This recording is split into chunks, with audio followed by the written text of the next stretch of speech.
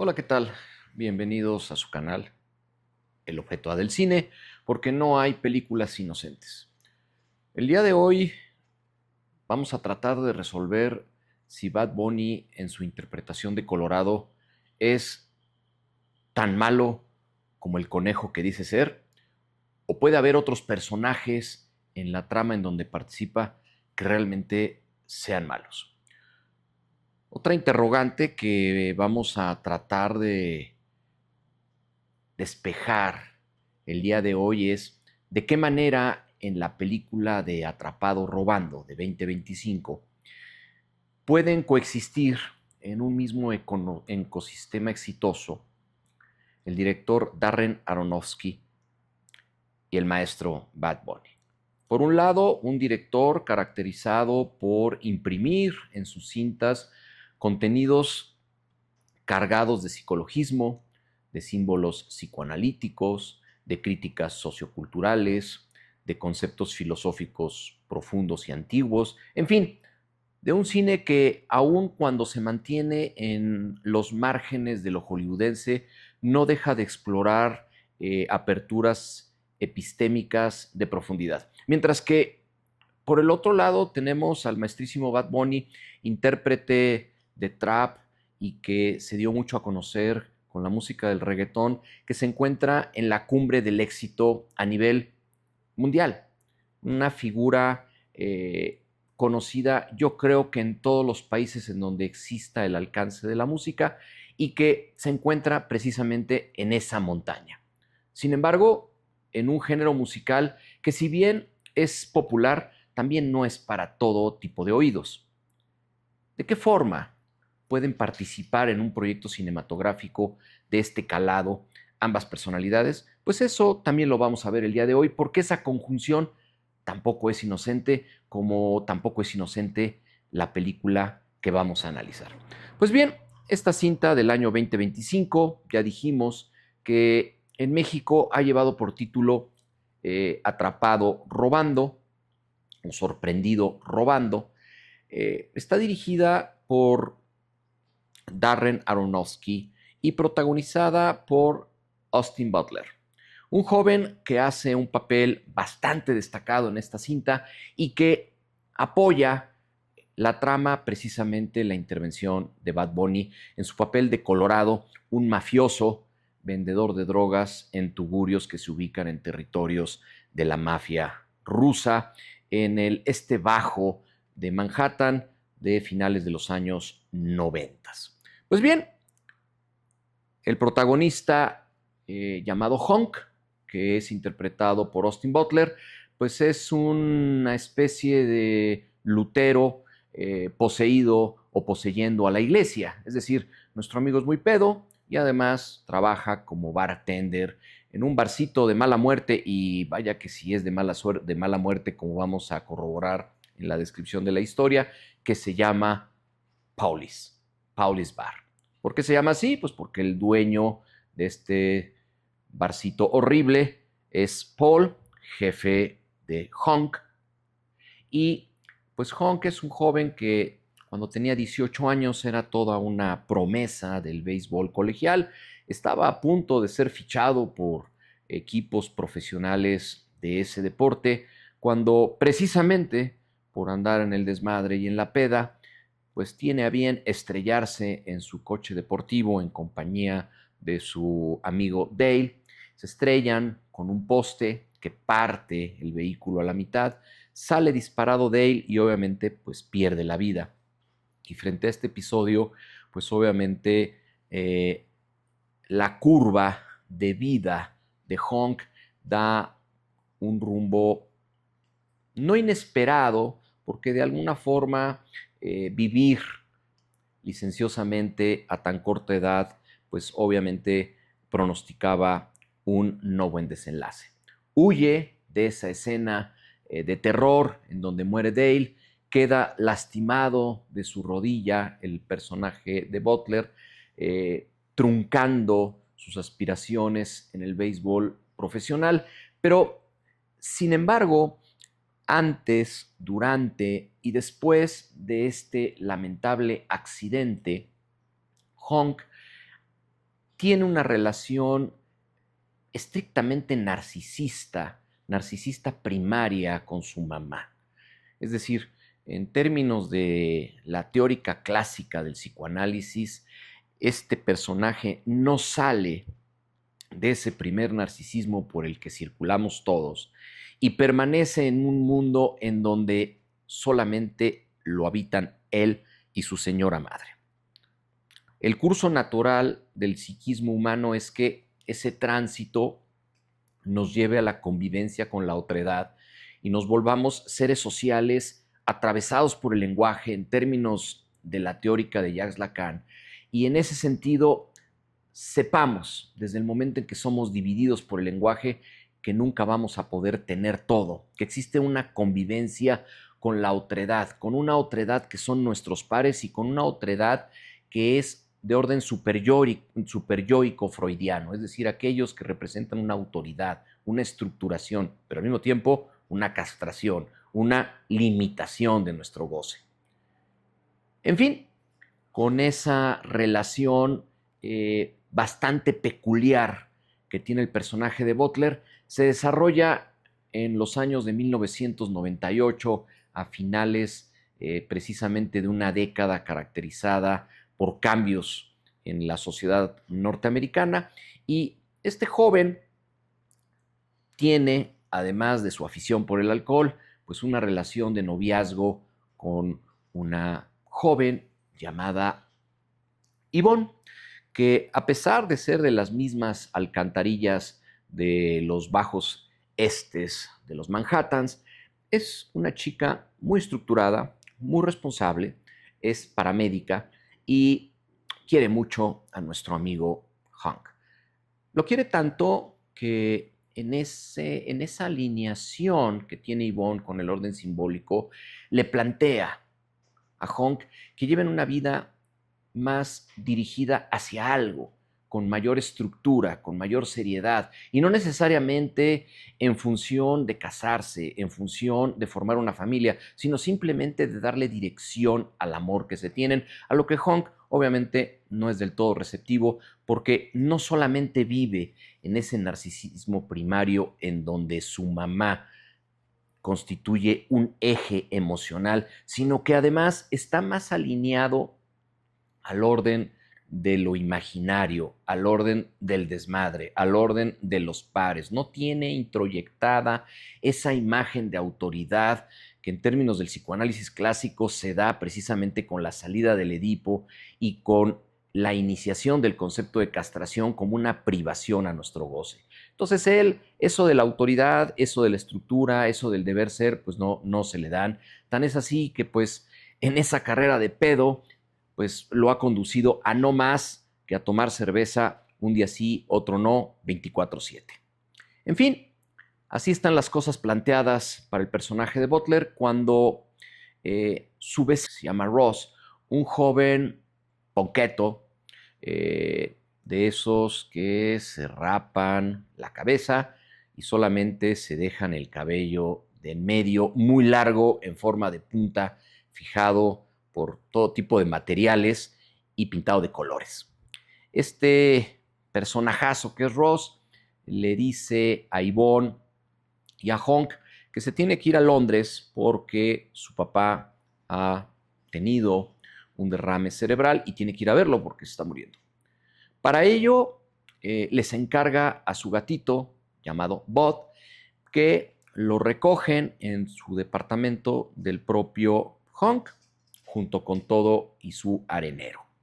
Hank no está del todo de acuerdo en tener al gatito simpático Bud, pero su novia, en esa alineación que tiene a la estructura, al orden, pues se le hace mal rollo dejar al pobre gatito en el departamento que ha quedado solo de Ross. En fin, así se quedan con nuestro amigo Bud, y al día siguiente de que Ross ha partido, se presentan en su departamento dos mafiosos rusos que intentan ingresar a este departamento, y al darse cuenta, Hank se los impide y le ponen una supermadriza marca Diablo que va a parar al hospital, nuestro amigo Hank, y en ese hospital pues le tienen que extirpar un riñón.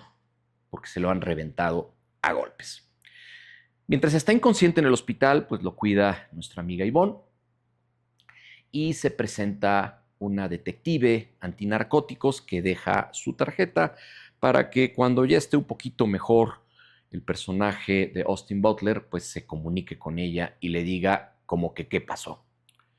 Esta detective se apellida Roman y cuando despierta el personaje de Butler, bueno, pues lo primero que hace es hablarle a su mamá desde el teléfono del hospital. No tiene celular, siempre le habla de teléfonos fijos y las conversaciones son muy apegadas a esta enunciación que yo hago de este narcisismo primario, porque son comunicaciones que no duran más allá de 5 o 6 segundos, se saludan, se dicen lo mucho que se aman, platican sobre los pormenores del último partido de los Gigantes de Nueva York y se despiden con un te amo y con una porra para ese equipo de béisbol.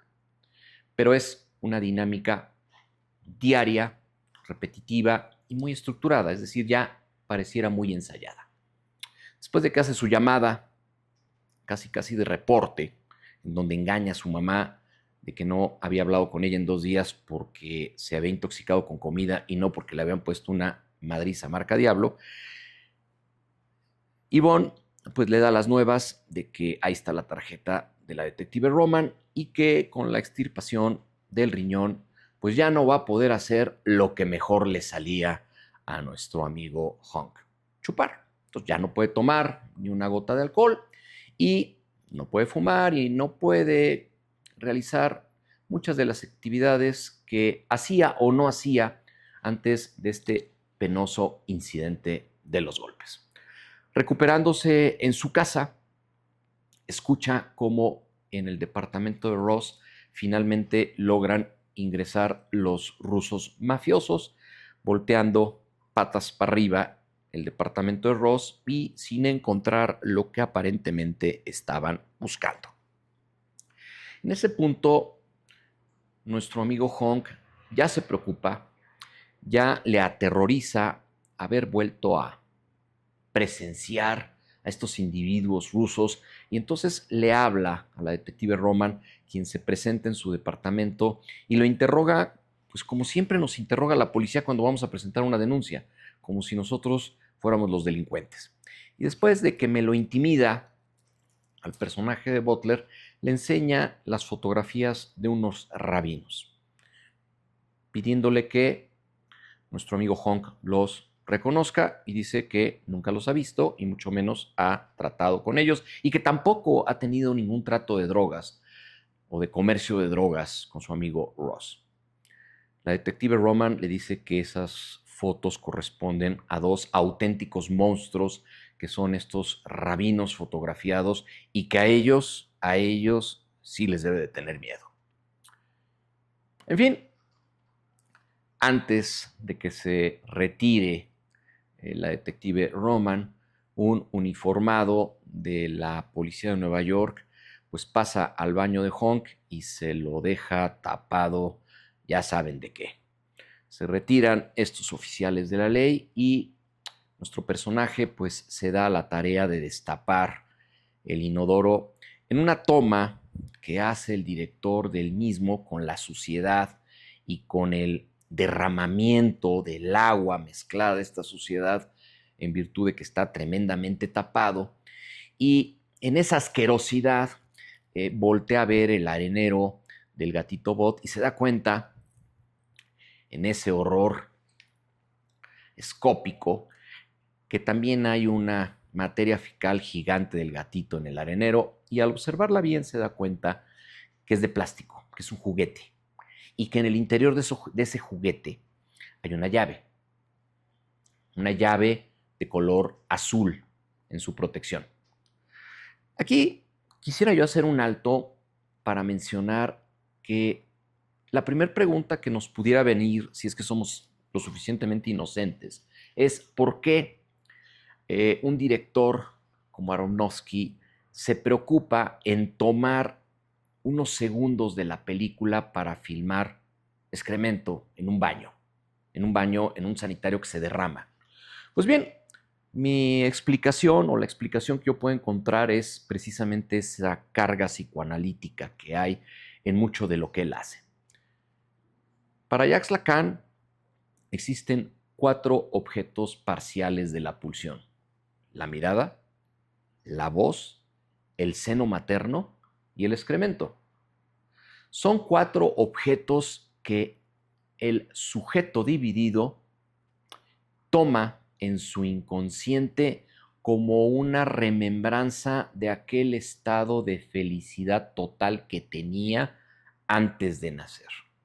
La mirada de la madre, su voz, obviamente el seno, ya sea que lo alimente o no siendo bebé, pero que lo tiene cerca, es su primer objeto de amor, de afecto y, por qué no decirlo, de una sexualidad pregenética. Y en el tema del desecho orgánico es sinónimo de libertad, es sinónimo de vaciamiento, es sinónimo de quitarse una carga. Es decir, cuando estamos en el vientre materno, no nos preocupamos de nada, y esa nada incluye en hacer del baño, en ir a un baño, en tener que aguantarse. Pues precisamente para el doctor Jacques Lacan, el excremento es ese objeto parcial de la pulsión que hace sentir bien al sujeto en su inconsciente, porque lo remonta a un estado de completitud, a una restitución que se pierde desde el momento en que nace. Detalle interesante. Pues bien, a partir del hallazgo de esta llave se va a establecer el eje rector sobre el que va a girar la narrativa de la película y una serie de acciones, muchas de ellas muy violentas y explícitas. Considerando que la llave pues es casi como el jarrón dorado, como el agua tibia, como algo muy importante, nuestro personaje Honk se espanta y está en eso de meditar qué va a hacer con la llave cuando escucha que al departamento de Ross ahora llegan los 2 verdaderos monstruos que le había referido la detective Roman. Llegan los 2 rabinos y entran a la fuerza al departamento de Ross y salen pocos minutos después, igual que los rusos, decepcionados porque tal pareciera que no encontraron lo que estaban buscando.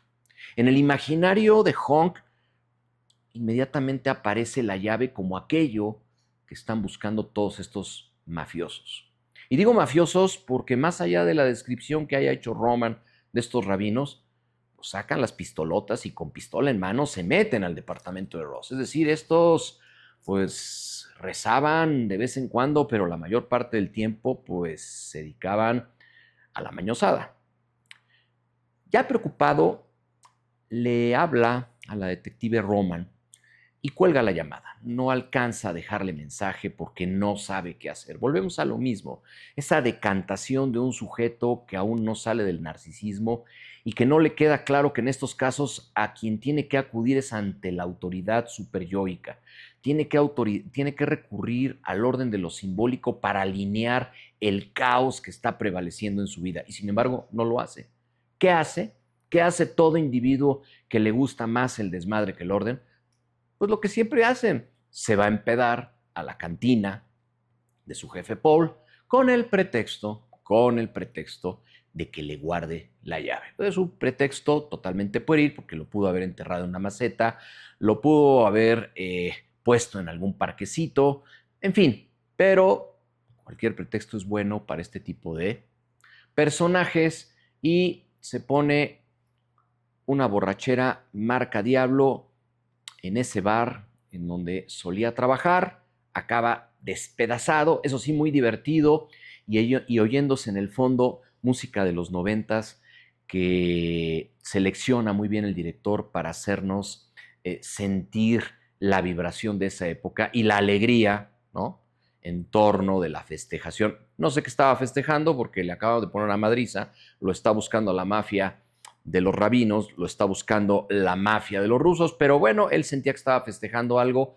y acaba despedazado. Lo rescata su novia Yvonne y está a punto de llevárselo a su casa cuando Honk revienta.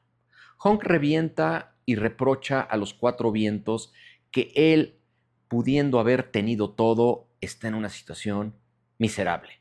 Concretamente dice, estoy en la mierda. Yvonne se siente incluida en esa mierda, en ese desastre que se ha convertido la vida de Honk, y lo abandona en la calle e indignada se sube a su coche para dirigirse a su departamento en el barrio de los Chinos, en Manhattan.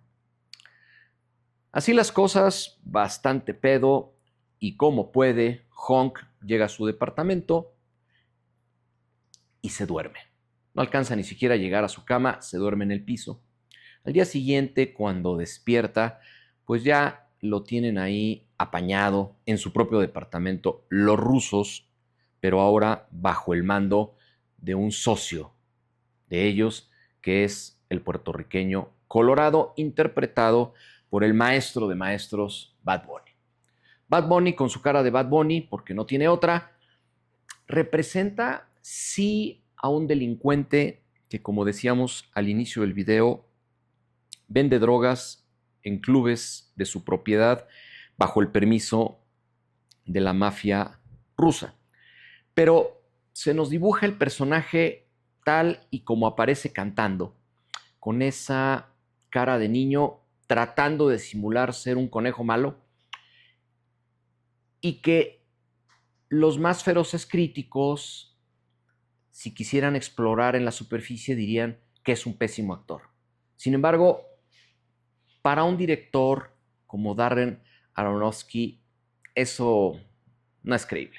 Es decir, actúa como tiene que actuar, simulando ser malo sin que realmente lo sea. Está ejerciendo un oficio de manera coincidente entre lo que dice y lo que hace. Es un delincuente que vende drogas y no se vende de otra forma, pero también es un buen tipo.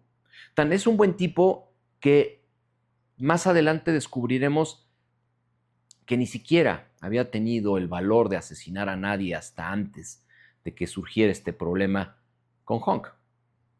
En fin, los rusos empiezan a presionar, empiezan a torturar a Honk para que les diga dónde está el secreto que guarda Ross en su departamento.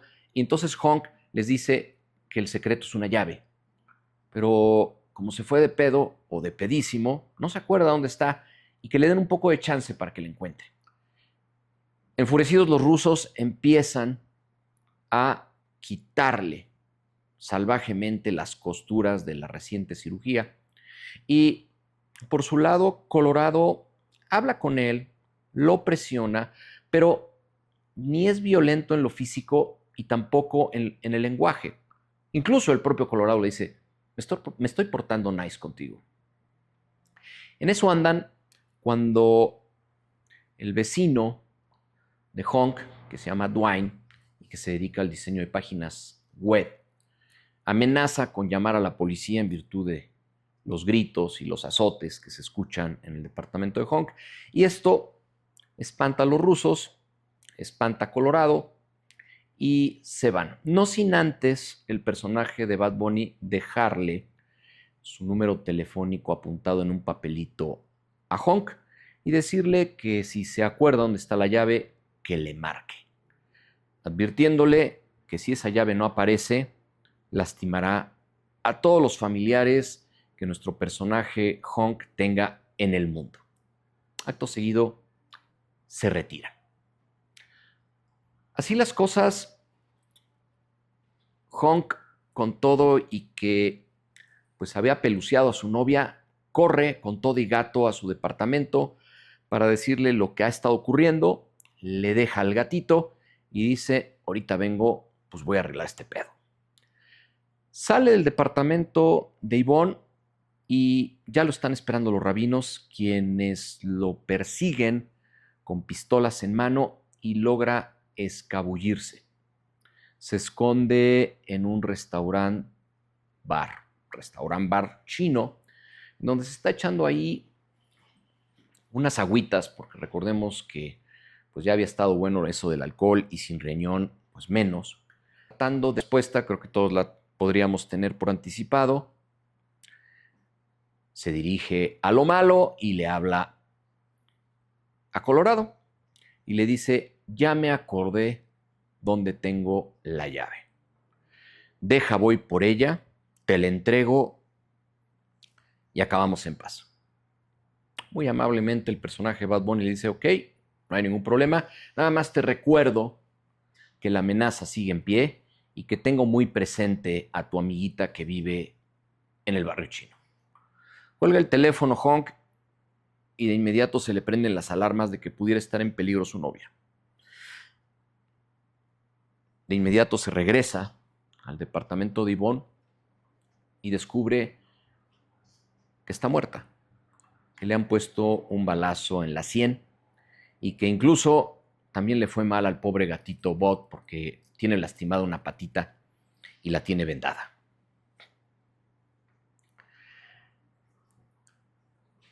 Con ello, obviamente, le viene una crisis, un dolor muy profundo al personaje de Austin Butler. Llama al 911 y la escena nos traslada a la comisaría en donde ya lo está entrevistando la detective Roman, quien se apiada de él al verlo totalmente destruido, culpable de todo esto, culpable de la muerte inocente de su novia. Y se apiada de nuestro personaje y se lo lleva a echar un cafecito. Se lo lleva a echar un cafecito en donde se gana su confianza, en donde la detective Roman le dice que es de esas alcantarillas, de ese barrio, ¿sí? De la parte baja este de los Manhattans, y que ella no quiere terminar sus días ahí, que ella quisiera terminar sus días en la playa de Tulum, México, para disfrutar de una vejez diferente al modo en que ha estado viviendo en una ciudad como lo es Manhattan. Ya ganándose su confianza, entonces Honk le confiesa a la detective que ha encontrado la llave de Ross y que no sabe qué hacer con ella.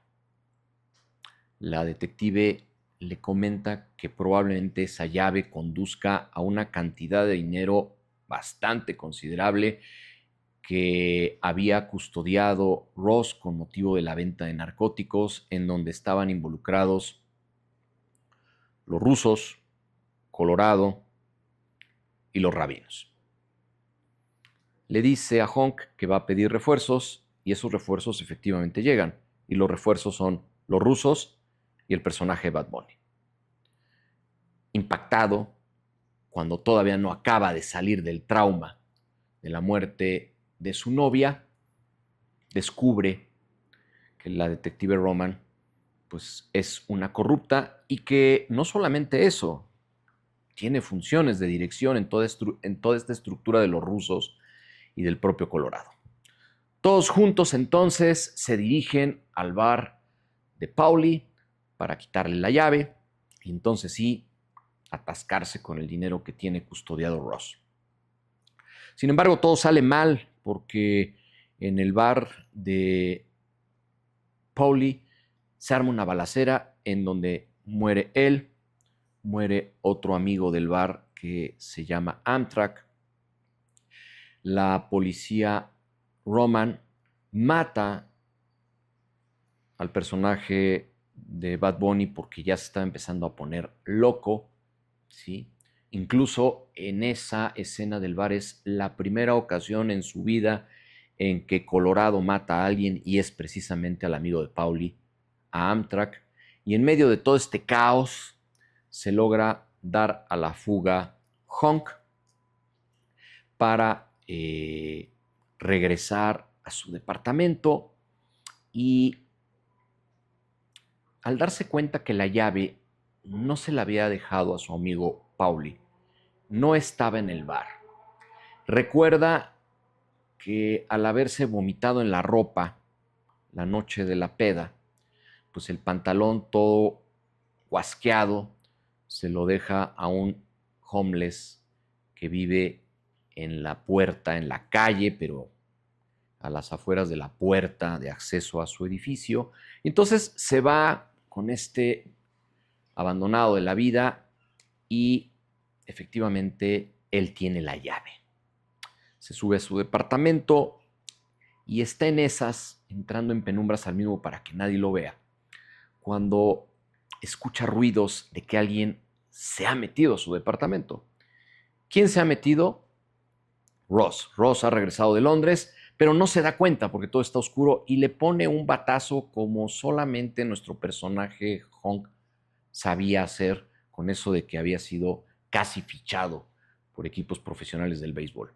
Lo deja tremendamente dañado a Ross y le reclama que en qué problema lo había metido.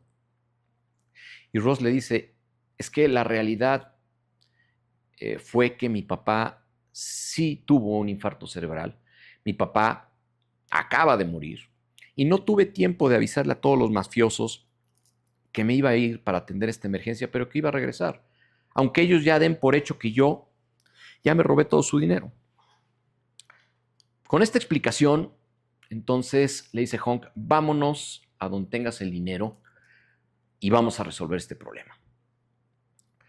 Como puede, maneja Ross su coche, dado que el batazo lo ha dejado muy lastimado y muy desorientado en tiempo y espacio.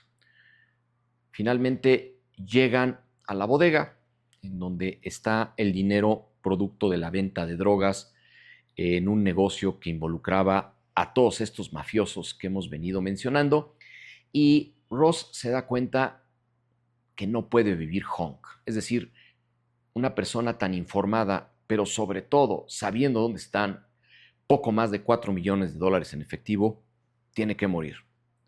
Intenta privarlo de la vida de una pistola, pero como está totalmente perturbado por el batazo, le gana nuestro amigo Honk, lo somete y se le ocurre la idea de hacer una reunión con la detective Roman en un parquecito, engañándola y diciéndole que le van a entregar la llave que conduzca al dinero, cuando en realidad, cosa curiosa, lo que quería Honk era recuperar al gatito Bud.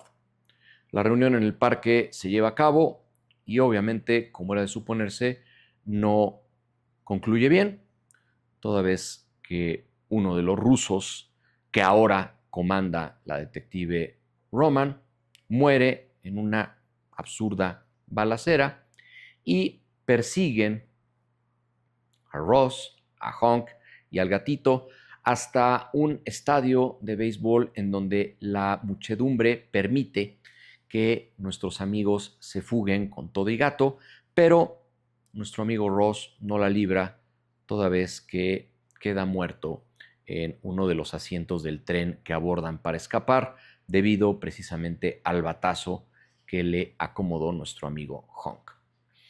Bastante triste, confundido, compungido, toma un autobús nuestro amigo Honk y nuestro amigo Bud, el gatito, hasta Coney Island, y ahí se quedan, mirando el mar y quedándose dormidos en la playa. Al día siguiente suena el teléfono de Ross, que había conservado el personaje de Austin Butler, y era la detective Roman. En ese momento, la detective Roman otorga un discurso que le permite al personaje de Honk reconocerse en lo que realmente ha sido, y valga la fortaleza y profundidad de este discurso, que de alguna manera le otorga algo que debería de haberle otorgado una cura psicoanalítica: el reconocimiento. Y Roman le dice, eres una estela de muerte desde tu amigo Dale, que mataste en tu coche. Eres una estela de muerte porque propiciaste que asesinaran a tu novia, que asesinaran a tu jefe, que asesinaran al amigo de tu jefe, y puedes propiciar que ahora asesinemos a tu propia madre que ya sabemos su dirección en el estado de California. No vas a poder escapar como lo has venido haciendo toda tu vida. Palabra poderosa. Y es mejor que me entregues la llave para tratar de resolver esta situación y que no se te complique más. Te voy a esperar en un antro de la mafia rusa para que me entregues esa llave y vemos cómo ayudamos a tu situación. Es ese punto, con este discurso de un ente superyoico que representa a la ley, como es la detective, que es un ente fallido igual que el sujeto, precario, este representante de la ley, igual que el propio sujeto, lo cual confirma la teoría lacaniana de que no hay otro con mayúscula del otro con mayúscula. Es decir, aquello que nosotros respetamos por ser la ley, por ser la estructura, por ser aquello que mandata, no es perfecto. Es tan imperfecto como nosotros como sujetos, pero nosotros como sujetos en nuestro psiquismo le otorgamos un valor de autoridad y por eso lo respetamos. Por eso nos estructura. Por eso respetamos a nuestros padres. Y mucho tiempo después descubrimos que son igual de imperfectos y defectuosos que nosotros. Pero en el momento de nuestra formación sirve esa imagen del registro simbólico para completar nuestro aparato psíquico y mantenernos funcionales. Pues bueno, aquí esa representante del superyo freudiano, del registro simbólico de Lacan, estructura el sujeto. Es, por así decirlo, la salida de Hunt de ese narcisismo primario en el que permaneció por décadas y del que debió de haber salido desde que era niño.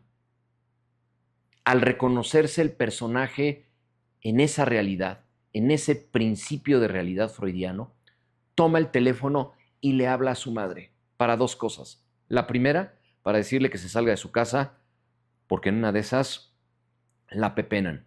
Y la segunda, la más importante, para decirle que va a encarar un problema en el que se metió porque no va a seguir huyendo de su propia vida y de sus errores. Que el día en que tuvo el accidente en que murió su amigo Dale, él huyó cobardemente, no se hizo responsable de ese accidente y de esa muerte, y que lo único que le importó y que le había venido importando es que había quedado incapacitado para poder jugar béisbol profesional. Había pensado solamente en él, en esa cápsula de narcisismo al que he venido haciendo referencia. Es precisamente en esa llamada cuando se extrae y pasa precisamente al concepto de aceptar y reconocer que hay castración en el mundo, que nadie tiene todo, que nuestros actos tienen consecuencias y que esas consecuencias debemos de afrontarlas bajo un principio de responsabilidad. Me parece brillante el momento porque a partir de toda esta estela de desgracia y de violencia sumamente explícita, el personaje en su psiquismo se cura, se reconoce y avanza. Dicho esto, con el propio teléfono que se quedó de Ross, le habla a los rabinos, que dicho sea de paso, pues son hermanos. Los cita en Coney Island y ahí se entrevista con ellos y les propone darles la llave a cambio de que maten a Roman y con eso limpiar el problema en el que está metido. Los hermanos rabinos se ríen pensando que es un absurdo lo que plantea Honk, pero al final lo aceptan y creo que le reconocen un cierto de viabilidad y le dicen sí, le entramos, pero antes de ir a la reunión con Roman en el tugurio ruso, tenemos que hacer un servicio religioso y acompáñanos. Se van a una casa de una mujer que tiene reunida a su familia y que estos rabinos van a prestar ahí un servicio propio de su religión. Y esta mujer los acoge muy amablemente, incluyendo al propio Honk, les da de comer, los trata con mucho cariño Y ahí estos hermanos religiosos se comportan conforme a esa representación que tienen de otro super yo. Es un otro super yo diferente al de la justicia y la ley que representa Roman. Ellos representan un super yo de Dios a través de una religión y se comportan en el registro de lo imaginario con sus pares en ese sentido, erigiéndose con una autoridad superiórica por ser los representantes precisamente de esa ley, de la ley divina. Es frente a sus pares judíos que se muestran impolutos, perfectos, pero no solo eso, sino al servicio de la divinidad. Terminan con ese servicio religioso y entonces sí se encaminan al tugurio de los rusos, en donde arman una auténtica guerra civil, porque incluso siendo propio Shabbat, es decir, viernes en la noche, momento en que la religiosidad judía ortodoxa se desprende de todas las actividades mundanas para dedicarse exclusivamente al rezo y a Dios, bueno, pues en ese lapso que transcurre de las primeras horas en que anochece el viernes hasta las primeras horas en que anochece sábado, precisamente en ese momento de guardar, de respetar el Shabbat, de pensar y rezar por Dios, en ese mismo momento los dos hermanos rabinos arman un santísimo desmadre adentro del tugurio de los rusos, al punto tal que hasta granadas avientan y matan a un sinfín de personas. El director, de una manera muy sarcástica y punzante, nos muestra dos rabinos que por respetar Shabbat no manejan su camioneta y le dicen que maneje honk para llevarlos a ese antro, no realizan ninguna actividad aparentemente ordinaria respecto a ese Shabbat, pero el primero y más importante de los mandamientos, que es no matar, lo desarrollan con todo gusto, con toda alegría y con toda explicitez. En este evento del antro, en donde matan a diestra y siniestra, obviamente matan a la detective Roman y muere, no matan ellos, sino que lo mata Honk, el segundo de los rusos. Precisamente el que lo agredió con mayor ferocidad y que ocasionó que perdiera su riñón. Ya sin Colorado, ya sin rusos, ya sin Roman, entonces en la camioneta de los hermanos rabinos se dirigen, ahora sí, al lugar en donde está el dinero para que Honk se los entregue. En un acto, entre comillas, de bondad y dirigiéndose a ese dinero, los hermanos religiosos le ofrecen un poco más de $100,000 a Honk como una compensación por todo lo que ha pasado y en agradecimiento a los, entre comillas, servicios que les ha prestado.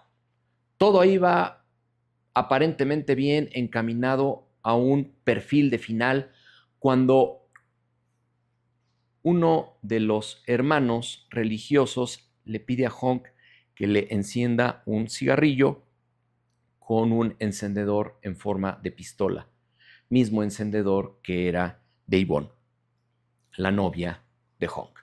En ese preciso momento en donde sale el encendedor, Honk se da cuenta que quien realmente mató a su novia fueron estos rabinos y no Colorado, y no los rusos, y no Roman. Estos señores que juran y perjuran respetar todos y cada uno de los mandatos de la divinidad, entre ellos el no matar, han privado de la vida a su novia, por el simple hecho de que cuando salió de su departamento se echó a correr. Hasta ese momento de la trama, Honk no les había hecho nada, simplemente huyó de ellos, y estos señores religiosos en venganza matan a la novia de un disparo en la sien. En ese descubrimiento se genera una gran tensión en la camioneta porque los rabinos no saben cómo va a actuar Honk y Honk tampoco sabe qué hacer. Las cosas se calman y los rabinos piensan que con la breve explicación de que no fue un tema personal, sino que era algo necesario que tenían que hacer, tal pareciera que Honk asimila esta explicación y continúa manejando. En eso, como producto del reconocimiento previo de cuando Honk habló con su mamá, acelera la camioneta y la estampa frente a un poste como años antes lo hizo en compañía de su amigo Dale. ¿Cuál es la diferencia?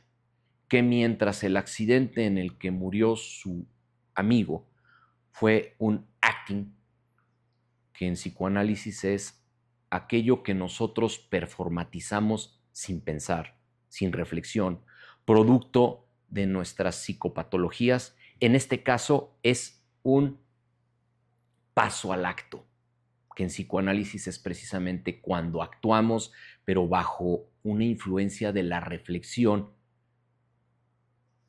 previa tramitación de aquello que nos haya traumatizado. Es así que no de manera irreflexiva, sino de manera consciente, se estrella frente a un poste, particularmente el soporte de un puente, Honk, y mata a los dos hermanos rabinos, sobreviviendo desde luego nuestro amigo gatito Bot, y la película finaliza quedándose Honk con los poco más de $4 millones en efectivo, mandándole a su mamá la mitad de esa cantidad en paquetería y él asumiendo, usurpando la identidad de su amigo inglés Ross, quedándose con un peinado también ponqueto y documentándose para irse a jubilar prematuramente al bello Tulum en México. La película termina viendo el mar en un tono muy diferente a como lo vio en Coney Island, viendo el mar de Tulum, nuestro personaje en compañía de Bot, en una aparente sanación de su aparato psíquico y dejando atrás toda la devastación de la que fue protagonista. Observamos que nuestro personaje sí resuelve, pero, dato curioso, se orienta hacia un deseo que ni siquiera era el de él.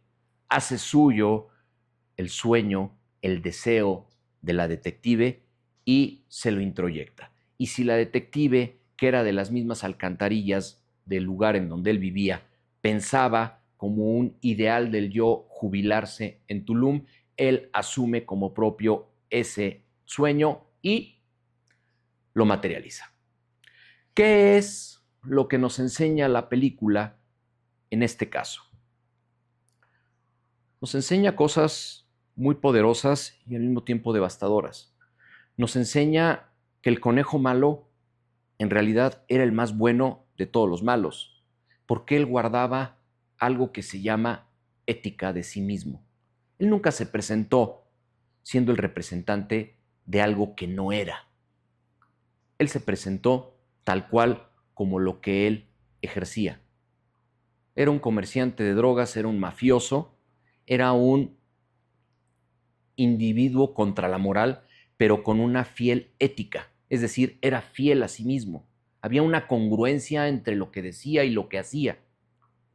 Y había un modo amable y respetuoso dentro de el ámbito de violencia en el que se movía con respecto a nuestro personaje interpretado por Austin Butler, a diferencia de todos los demás. A diferencia de los representantes del orden simbólico superyoico, que eran unos farsantes. La policía, en realidad, usaba la ley para enriquecerse. Los rabinos usaban su investidura religiosa para delinquir. Ambos obraban a nombre y representación de un otro con mayúscula, de una superioridad que, al ser ellos representantes precarios, imperfectos, corruptos, volvían corrupta la investidura que representaban. Por eso no hay otro del otro, según el doctor Jacques Lacan. Eran unos farsantes de la ley, de la divinidad, de la entidad superyoica freudiana. Eran los menos éticos. todos amorales. Colorado, los rusos, la detective y los rabinos. Todos amorales porque iban en contra de el consenso de comportamiento sancionado en un tiempo y lugar determinado. Pero el único ético era el conejo malo. Era el menos malo de todos. Al final, otra moraleja que nos deja la película es precisamente el nivel de responsabilidad que debemos de asumir con respecto a nuestras acciones. Lejos de pensar en lo más próximo de nuestro escenario, debemos de mirar a nuestro alrededor. Debemos de orientar nuestra pulsión a aquello que realmente es importante y próximo. Y no próximo debe ser lo más narcisista primario de nuestra existencia, sino lo próximo es aquello que en términos de valor nos identifica y nos debe de identificar. No dejemos que la tragedia nos alcance. No dejemos hoyos sin tapar. No dejemos traumas sin atender. Hasta aquí este capítulo del objeto A del cine, porque ninguna película es inocente.